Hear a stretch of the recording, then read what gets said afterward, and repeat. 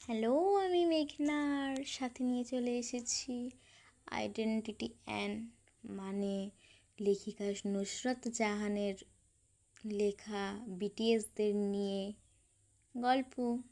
খুব সুন্দর, আমার তো খুব সুন্দর লেগেছে। চলো স্টার্ট করি। কেমন? এখানে দেখো, নুসরত জাহান কিছু বলে দিয়েছে। বলছে গল্পটি সম্পূর্ণ বিটিএস নিয়ে, তাই যারা বিটিএস পছন্দ করেন না তারা স্কিপ করতে পারেন। আর যারা পড়বেন, আশা করি আপনাদের কাছে কয়েক পর্ব পড়ার পর অনেক ইন্টারেস্টিং লাগবে। গল্পের সব কিছুই কাল্পনিক। চলো এরপর শুরু করি।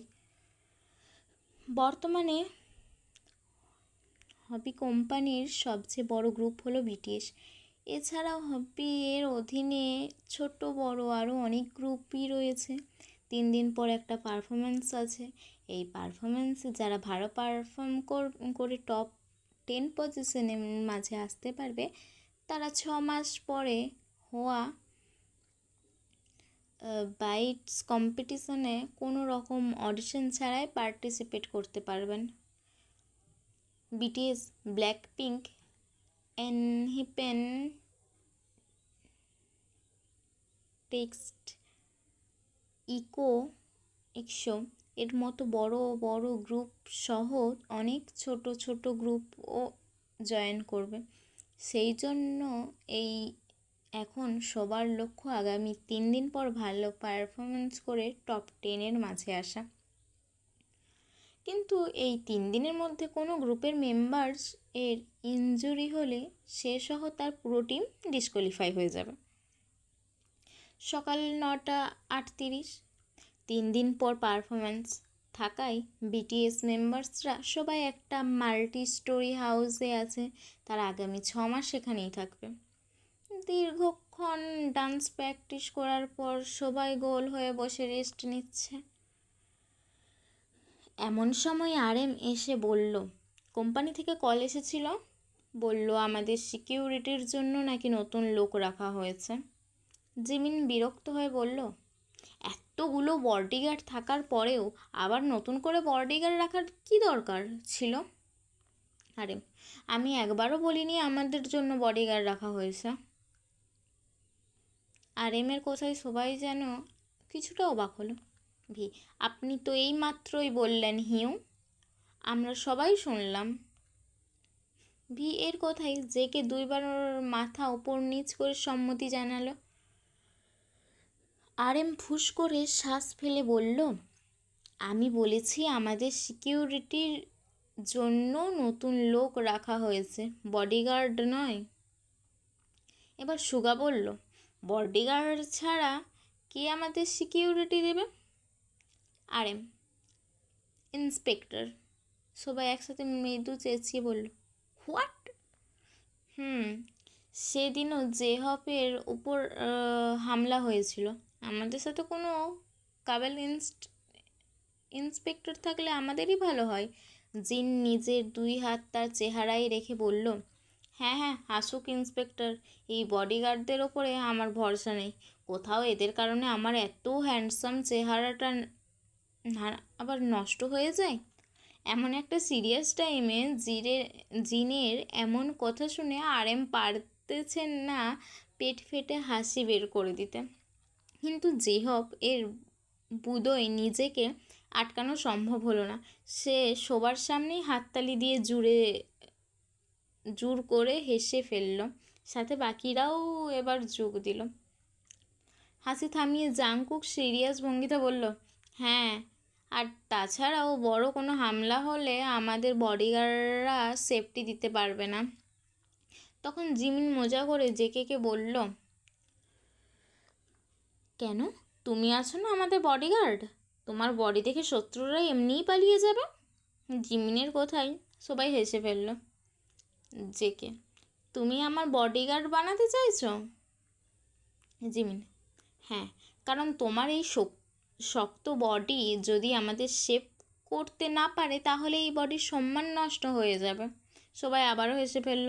হাসতে হাসতে বলল, বডিরও সম্মান থাকে? জিমিন, সবার থাকে না, শুধু জাংকুকের থাকে। জেকে, শুধু আমার কেন থাকে, তোমাদের কেন নয়? জিমিন জাংকুকের দিকে আঙুল তাক করে বলল, become you are JK and your body is very strong. যেন তোমার বডি তৈরি হয়েছে বডিগার্ড হওয়ার জন্যই। হাসতে হাসতে এক একজন ফ্লোরে গোড়াগড়ি খাচ্ছে। সুগা এদের কাণ্ড দেখে হতাশার নিঃশ্বাস ফেলে বলল, কবে আসবে সেই অফিসার? সুগার কথায় হাসি থামিয়ে আরএম বলল, 3 দিন পর। আচ্ছা চলো, অনেক হয়েছে, এখন সবাই ডান্স প্র্যাকটিস করতে হবে। জেহপের কথা শোনার সাথে সাথে ভি ফ্লোরে শুয়ে পড়ে বলল, আমি এখনই টায়ার্ড, তোমরা প্র্যাকটিস করো। জাংকুক ভিকে টেনে তুলতে তুলতে বলল, তুমি অনেক অলস হয়ে গেছো হিউম। রাত প্রায় 3:30। অন্ধকার গলিতে দুপ দুপ পা ফেলে হেঁটে চলছে 5 ফিট 7 ইঞ্চি লম্বা কালো পোশাক পরিহিতা একজন। কালো ব্যতীত অন্য কোনো রঙের অস্তিত্ব নেই। গায়ে কালো জ্যাকেট, কালো প্যান্ট, কালো জ্যাকেট আর প্যান্ট এতটাই পিছিল যে মনে হচ্ছে 1 ফোঁটা পানি পড়লেও সেই কাপড়ে আটকাবে না, মাটিতে গড়িয়ে পড়বে। অবশ্য পরারই কথা, কাপড়টা ওয়াটারপ্রুফ আর বুলেট প্রুফ। পায়ে হাঁটু নিচ পর্যন্ত পরিহিত জুতা, মাথা আর মুখ পুরোটাই ঢাকা। চোখ দুইটা ছাড়া কোনো কিছুই দেখার উপায় নেই। পরনের জ্যাকেট কনুই পর্যন্ত ওঠানো, যার ফলে ফর্সা হাতের কালো রঙের ঘড়িটাও দেখা যাচ্ছে। মাথা থেকে পা পর্যন্ত কালো একটা কুটি বললেও ভুল হবে, শুধু একটা কাপড় বললেও চলে, কারণ এখানে কোনো সেলাই নেই, আছে শুধু মাথার দেওয়ার মতো একটি বড় সাইজের টুপি,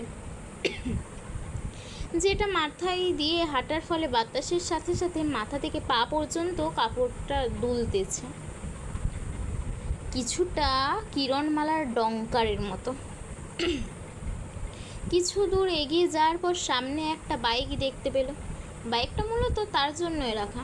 হেলমেট পরে পা থেকে স্টেম তুলে বাইক স্টার্ট দিয়ে ফাঁকা রাস্তা পেয়ে ফুল স্পিডে চালানো তার গন্তব্যের দিকে। প্রচণ্ড বাতাসের তালে আর পেছনের খুঁটিটি উঠতে লাগলো, কিন্তু তার সেদিকে কোনো খেয়াল নেই, সে বাইক চালাতে ব্যস্ত। রাতে হঠাৎ করে ঘুম ভেঙে যাওয়ায় পানি পান করতে গিয়ে দেখে তার ঘরে পানি নেই। ডাবল বেড হওয়ার এক এক ঘরে বেড হওয়ায় এক এক ঘরে 2 জন করে থাকে। ভিয়ের পাশের বেডেই জিন ঘুমাচ্ছে। জিনকে বিরক্ত না করে একাই গেল ড্রয়িং রুমের পানি খেতে। টেবিল থেকে গ্লাসে পানি নিয়ে খাওয়ার পর পিছনে ঘুরে তাকাতেই ভিয়ের আত্মার পানি যেন সব শুকিয়ে গেল, জায়গাতেই একদম জমে গেল। চোখ দুটো বড় বড় করে সামনের দিকে ভূত দেখার মতো করে তাকিয়ে আছে। তো এখানেই শেষ হলো প্রথম পর্ব। তো তোমাদের কেমন লাগলো এই গল্পটা? এখনও ইন্টারেস্টিং সেরকম কিছুই চালু হয় না, কিন্তু খুব সুন্দর। আমি পড়েছি তো সত্যি, কয়েকটা পর্ব পড়ার পর তোমরাও থাকো সাথে, দেখতে হবে খুব সুন্দর, মানে খুবই সুন্দর। তার উপর যারা বিটিএসকে খুব পছন্দ করো তাদের তো আরও ভালো লাগবে আশা করব। তো টাটা।